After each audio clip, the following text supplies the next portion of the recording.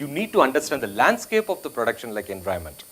And you need not or you should not attempt to have the infrastructure as a code for all the production link environment. That is really foolish. So we need to choose which one we need to go for that. If I have 5 production lane environment and this is a customer or this is a particular market zone which we need to focus, we segment that and then go for it. So guiding them, how do we really choose a production link environment? How do we put the effort for the production lane environment? Talks about that one. So perform feasibility, determine the production system that can be staged, develop the code, scripts for each and every production or each and every chosen production link environment. And fifth point, practice the knowledge sharing. So we also have guys, knowledge management guys. So that they also set up the knowledge management between the developer, testers, marketing guys and the operations all put together and give those knowledge about the production system.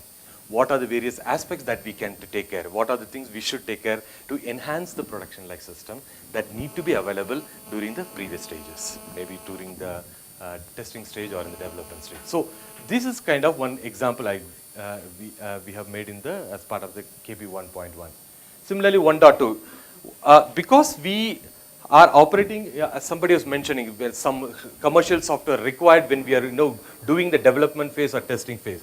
So some of the service we need to virtualize. Some of the components we have to virtualize, not just the environment, the hardware or aspect. So how do we virtualize? What is the program that we should handle to have this service or the components to be virtualized? That talks about the second. Sometimes we as a developer, assume that if the development team is doing, we become an ops for somebody who is going to use our platform during the development. So there are different permutation combinations are there. You understood what I'm trying to say? So how do we operate as an ops team to the product or to the using platform when they require it? So that connectivity, how do we plan it? That's about the second one. And of course, feature canvas, everyone knows what is the complete layout, single dashboard which can be referred, used, and utilized as a method or mean to generate some kind of values or generate some kind of decisions. That talks about the third. So we also established a single feature dashboard which talks about what are the relevant information that are required to be shared or to be informed to all the stakeholders, which can help them to take decisions. Sometimes what will happen, you use a tool for these kind of aspects and you put all the junks, whatever good features of the tool, you'll make it.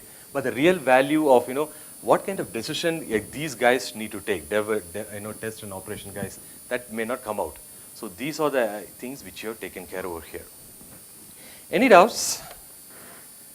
It's very slow. So this is kind of example I've given. So we have for each and everything, what is the description? You may look like same of mine, yeah. And what are the examples like this? It may be very, you may find it very large, but when you go to the really practical issue, every guys need to be spoon feeder on certain aspects. And that is what we found, and that's the reason we have split a goals perspective and then each sub activity and what are the examples. And these are the examples from industry best practices, from internal best practices. We have tried to stuff in over here.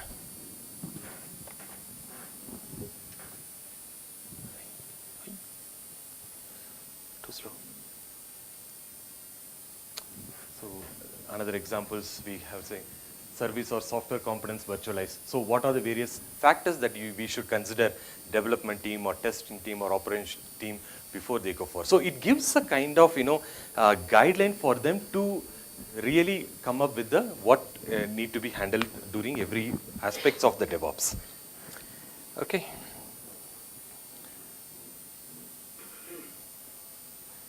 Slow. So next is about this, because it's this particular program is one day for, we run it to all the members. So I'm sorry that I have to rush all those goals, practices over here, but you could understand the essence of it. And if you could pick up some of the practices, you need some, detailed discussion, we can have it, okay? So definitely apologize, I need to rush these things. Second goal is develop, deploy, and release with repeatable, reliable, and predictable process. So this is the second, and these are some of the goals which we have mentioned. The first one is very important. Enable continuous identification. Very smart. Automate everything. When we give to management that everything is a very subjective, they will, misuse it. Mine, or everything means, see, this is one automation area required, I automate 100%.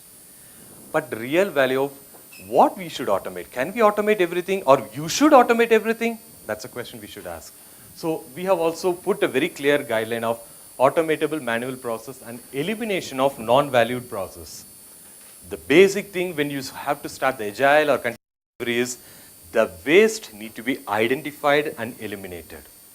Very important thing. Without that, if you start going, you're going for the continuous delivery or DevOps, or you think of, how do you go for the automation?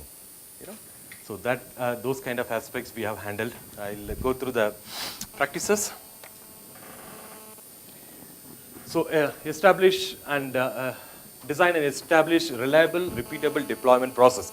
How many of you first have deployment process and using that you have designed the pipeline? How many of you have deployment process in place, which talks about the complete view of deployment process, cutting off all the non-value added, then you went for the deployment pipeline? How many of you? Raise, please raise, please raise, please raise. My God, 2, 3, okay.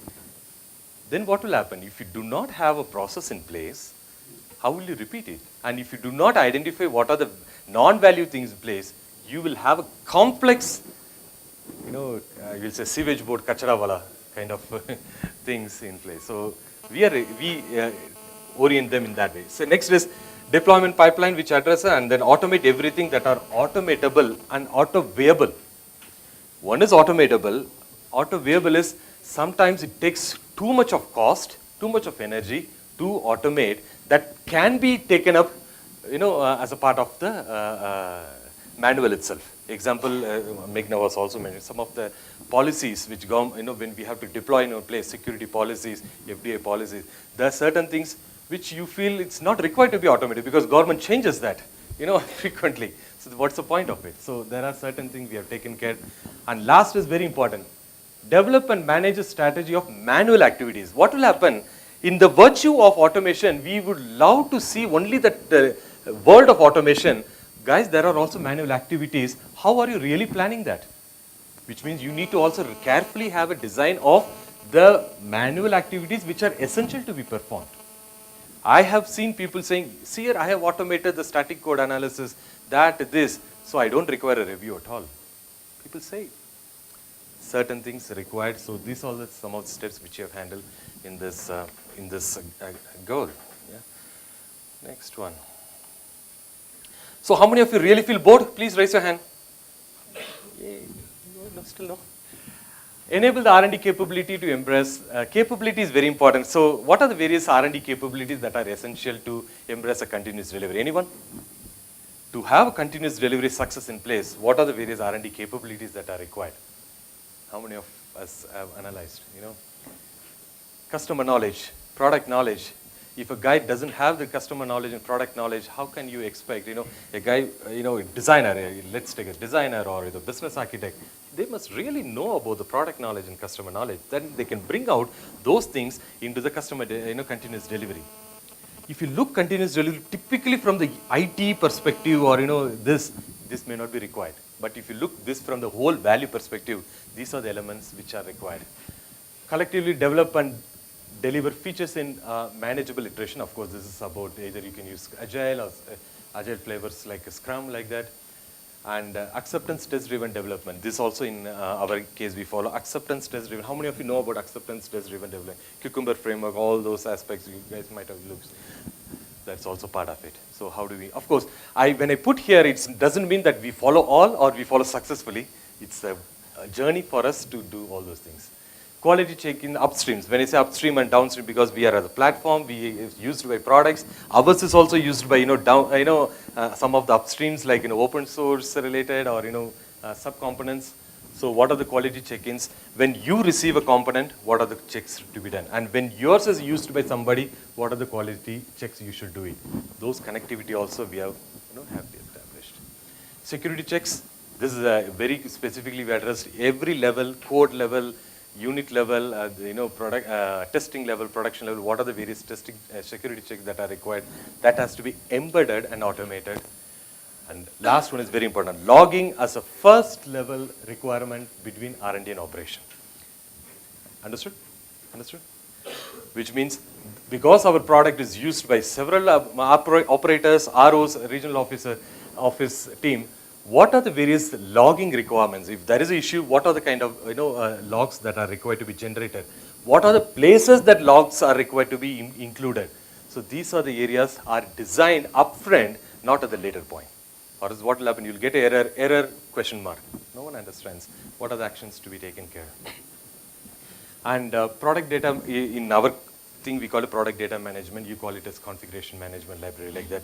So this also we face some issue, like ops team separately maintains their own documentation which are related to devs. These guys will maintain. Marketing team will have fabulous materials which is nowhere related to development. They will have false promises here and there which is nowhere related. What will happen? They will do something else, they will have some kind of promises, ultimately we are going to suffer. So those kind of things which you have addressed in this goal.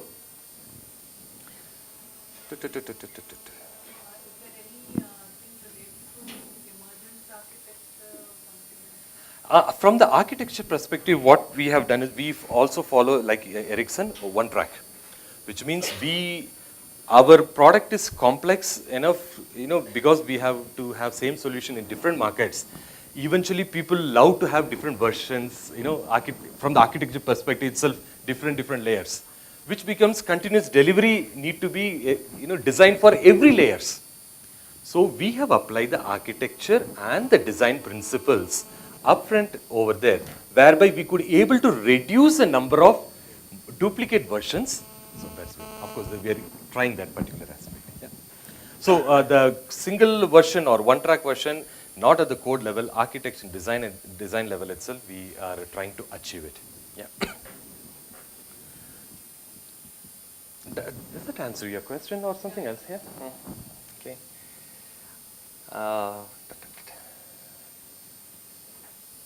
This is SD3 and continuous monitoring and improvement. These are the goals, and then sub-goals are there. So you will find continuous monitoring customer usage behavior. I was explaining in that in the session how the customer, definitely we have the feature toggling in place. And once you have a feature toggling in place, you definitely can understand what you can able to understand few layers of customer usage behavior, and that is what we do. Okay, what are the features customer are using mostly? What are the features he's not using? What are the features he may be interested in based on permutation? So that gives some kind of hint to the marketing guy or the market technical support guys. Yes, these are the areas we can look into that one. This is one indicators. Yes. In practical, I understand. Yes. Okay. To be frank, we use Nagios. Nagios. Okay. This is one particular aspect. Of course, our feature toggling the architecture itself in such a way where it could able to Nagios tools, Nagios or Nagios? Nagios can pull up this information and then put it in the canvas, feature canvas. Of course, customer will not see that. Of course, we know that. Yeah. But yes, it is. See, certain things customers also want to know. What are the various features that can add value to them. It's a kind of revenue generation. So we use this platform also for that purpose. Okay. Continuous monitoring of infrastructure and the application. Typical one of the example I'll tell you. Just a basic estimation. When you take estimation. Before the DevOps, how the estimation is, you have what methods you use, wideband Delphi or something like that. You have size estimation, yeah? Size estimation you have and then convert into effort. Now, when you have the infrastructure as a code also to be handled during the development phase, how many of you change the estimation itself? You understand my question? Yeah. So do you make size for the infrastructure code, or you have the application code as a size and multiply it by effort factors? Which one? And then multiplied by, okay, there is effort like this. So slightly complex, we need to think. I'm just throwing it to you. And assume that if you're having infrastructure as a code for 10 to 12 production-like system, how do we have it? Will the development team cooperate with this aspect? They will say, oh, sorry, I can't. It's your estimation, I'm not interested. These are some of the basic and practical problems that we face day to day, starting with estimation, planning, when meetings, reportings, even the report they will have my report is different, your report is different. CEO will get confused. Whose report is right? Who is really telling the truth? So what is the compound you use when you plan for your cost structure? Let's say 10 different production lines or production environments, and you expect them to have elasticity, something like that. There's a monitoring tool which says Yes. spike in memory usage or CPU usage, variability, Yes. like that. Every story, what mechanism, the feature will also connect with what are the various infrastructure that it should support, what are the effort required for each and every infrastructure. Sometimes, first time you need to have an investment. So second time, okay, there is a new feature, the matrix of these are the production like system, these are infrastructure code, these are some of the changes required. And what is effort? Who will do it? So you know what resources is actually. Yes, of course, yes. And we don't make a infrastructure code as a owner responsibility of ops team. It's a combined of dev and then ops team. So these are the aspects we have looked into it. Simple estimation, planning, all those aspects, yeah. So continuous planning and collaboration is all about that.